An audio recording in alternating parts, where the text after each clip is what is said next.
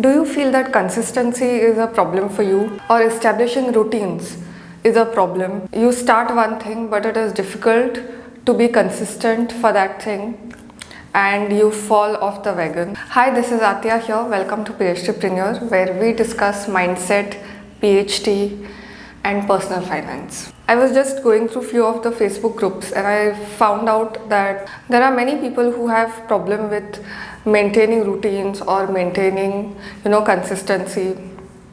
Consistency can be maintained only when something becomes a routine. So I thought, why not make a video on establishing routines, my take on it, my experience, and what does science say when it comes to this topic. So let's begin with today's video.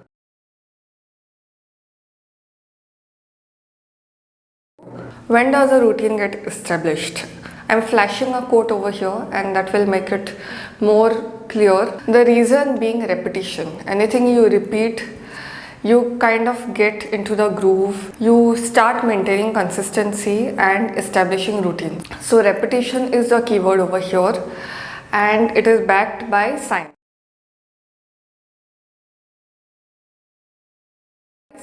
So anything that we are doing or intend to do, if there is no repetition, obviously the final product won't be good.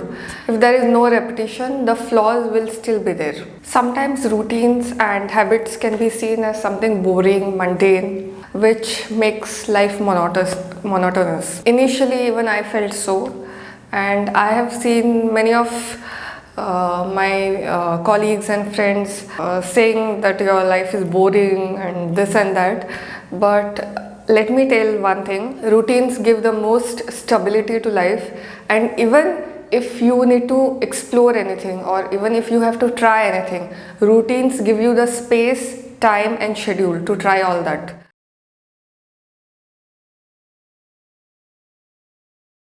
Establishing proper routines, whether it is morning routine, evening routine, study routine, or a play routine, any kind of routine is worth doing it. It is worth establishing it. And we are going into the detail of this topic. So we'll cover many things as to what routines can be set and how to set and all that stuff. From writers to filmmakers to teachers, to any professional who is really keen on excelling in their field. I'm sure you must have noticed that they have formed proper routines where they can really expand their creativity and they can make their creativity to work. Also, these routines help in creating boundaries, whether you follow it or don't follow it. Even if you do not follow it for the first few times, after that your mind will become more accustomed to following such kind of routines and help in maintaining boundaries for work. Whether it is preparing meals or having a study timetable or going for shopping or anything. Say suppose in case a routine is not there, then mind gets wandered as to what decisions you have to take every now and then. There is something called as decision fatigue, where your mind after taking several decisions is unable to take more decisions, and this is backed by science. So if there are proper routines, whether it comes to having a meal or whether it comes to studying, what kind of subjects do you need to study, or whether it is some kind of goal, if it is already pre-planned, if routine is already established as to at this time I'm going to do this, at this time I will prepare breakfast, or at this time I will prepare dinner. If this routine is already established, then there is no point of worrying. You have the plan and you can directly jump into creating and into doing stuff rather than just going around wondering like there is no end.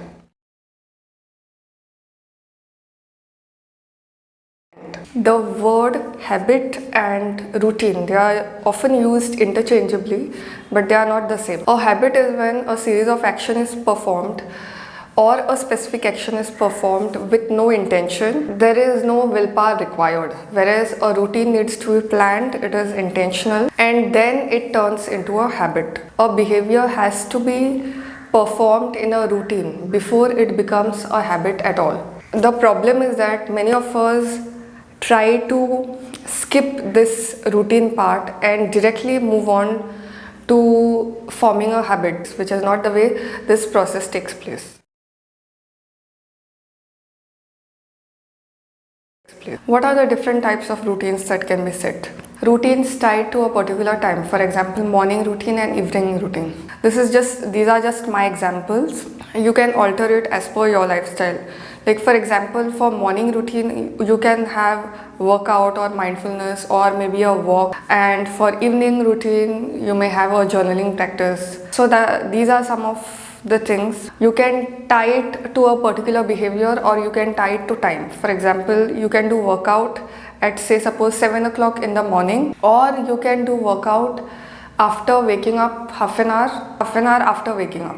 So these are some of the things and areas where you can design the morning and evening routine. Second type of routine could be routines to improve the work. For example, if you are starting on a particular procedure, then starting very small, then following the large steps, that could be one way. Then I've seen people, when they start the day, they take the most difficult task first and then they move on to the rest of the tasks.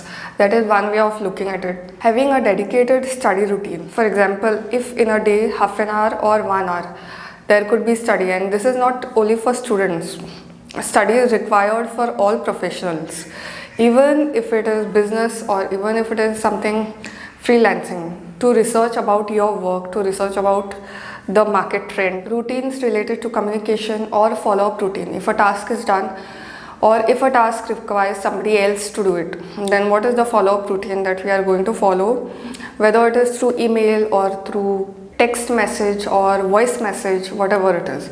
So these are the routines basically which help in improving the work, which are not necessarily bound to any kind of time. So these are basically the two types of routines which can work together to help in increasing the efficiency. Now that it is decided that what kind of routines are to be set, why are they important, let's move on to some of the tips and some of the strategies on how to set the routine. And I will take the example of losing weight.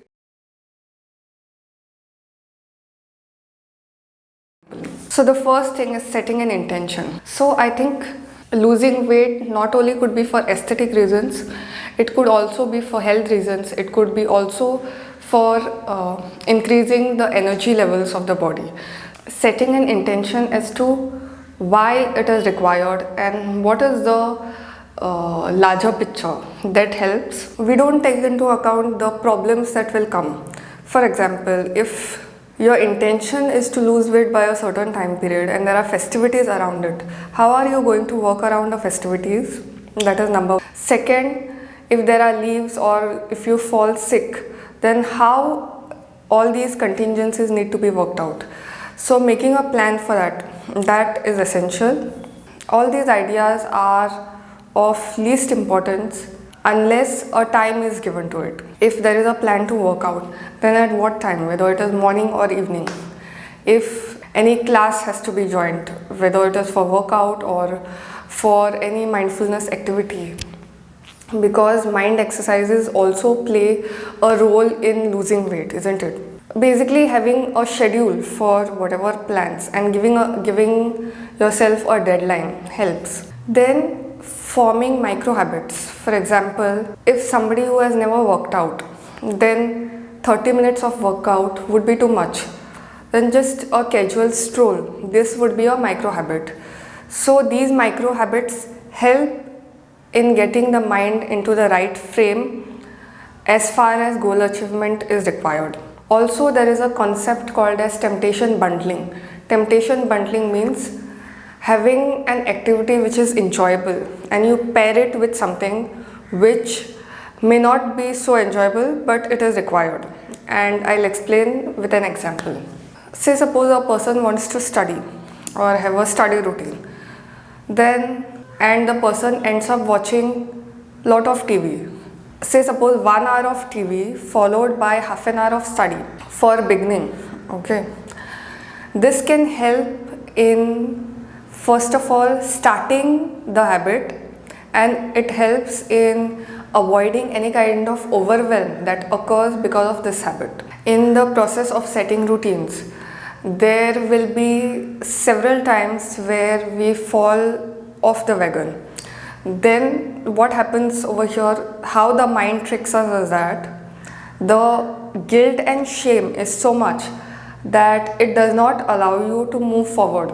And giving yourself grace and forgiving yourself is the number one step. And this has happened with me a lot, where I have started on something where I was making progress, but not the progress that I had envisioned. And it put me into such a guilt trip that I was not able to move further. And when I was actively able to recognize that at one point there was no progress at all, but now there is some progress, only that helped me in moving forward. And I'm sure this is the case with most of us. This is the most important step. All in all, I would just like to conclude that routines are magical. They can be mundane, boring, but they help in putting the life together. They help in putting the different aspects of life together, irrespective of the profession or irrespective of the work that you do. And let me know your feedback in the comments.